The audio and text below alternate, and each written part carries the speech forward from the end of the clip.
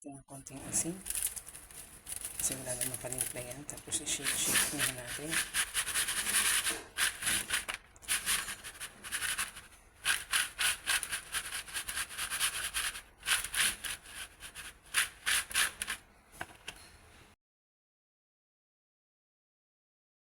Mantika.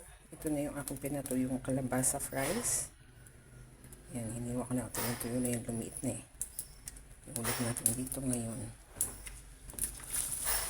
Yan. Init na yun. Haluin lang natin. Yan, o diba?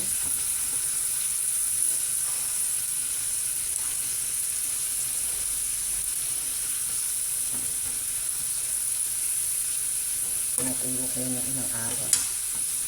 2 araw.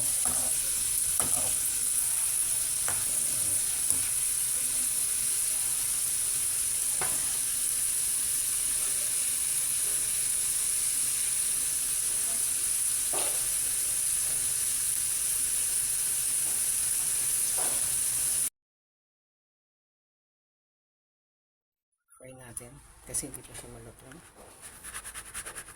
Painitin lang natin ng mainit na mainit na mantika.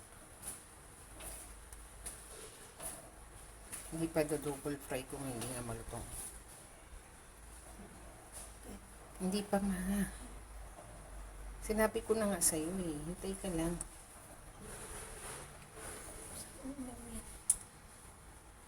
Tahong kanina.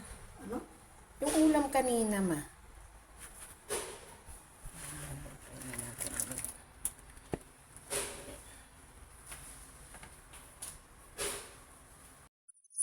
Double fry na hindi ko na init.